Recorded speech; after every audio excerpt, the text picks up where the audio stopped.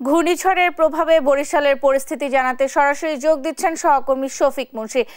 শফিক, রেমালের প্রভাব বরিশালের পরিস্থিতি এখন কেমন দেখছেন? ক্ষয়ক্ষতির কোনো তথ্য আছে কিনা আমাদের জানাবেন।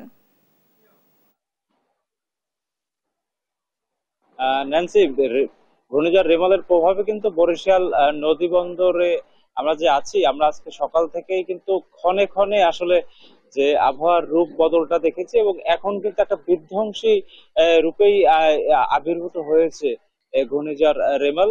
আমাদের এখানে কিন্তু প্রচন্ড আসলে বাতাস, আপনি হয়তোবা বুঝতেই পারছেন যে এবং একই সাথে এই যে কীর্তনখোলা নদীর সে পানির যে উচ্চতা সেটাও কিন্তু আসলে আহ, স্বাভাবিক যে মাত্রা সেটা ছাড়িয়ে গেছে অনেক আগেই। আমরা সন্ধ্যাবেলা খোঁজ নিয়েছিলাম যে বিপদ সংকেতের যে স্বাভাবিক যে মাত্রা সেটা ছাড়িয়ে আসলে আহ, প্রায় 12 সেন্টিমিটার উপর দিয়েই আসলে পানির উচ্চতা বইছে এবং এই ঘূর্ণিঝড়ের প্রভাবে কিন্তু আজ সারাদিনে কিন্তু লঞ্চ চলাচল বন্ধ ছিল। এবং আপনার আমাদের দর্শকদের আসলে দেখাতে পাচ্ছি যে ঢাকাগামী যে লঞ্চগুলো প্রতিদিন স্বাভাবিক সময় ছেড়ে যায় সেগুলো কিন্তু আজকে টার্মিনালে পড়ে রয়েছে।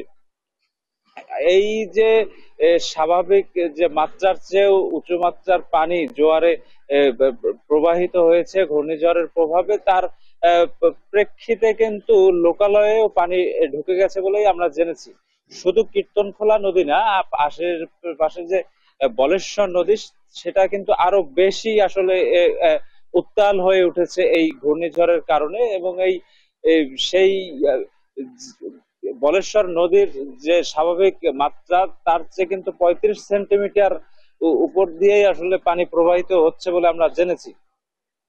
আমরা সর্বশেষ আবহাওয়া অফিসে যখন কথা বলেছি তারা আমাদেরকে যেটা জানিয়েছে যে বরিশাল বিভাগের 6টি জেলার মতোই বরিশাল জেলাটাও কিন্তু 10 নম্বর যে মহাবিপদ সংকেত তার আওতাধীন আছে এবং তার প্রেক্ষিতে এই ঘূর্ণিঝড় যখন আসলে বাংলাদেশকে অতিক্রম করবে তখন বেশ বড় ধরনের একটা ক্ষতি হয়তো বা এই বরিশাল জেলা এবং আশেপাশের যে জায়গাগুলো আছে সেই জায়গাগুলোতে আসলে করতে পারে।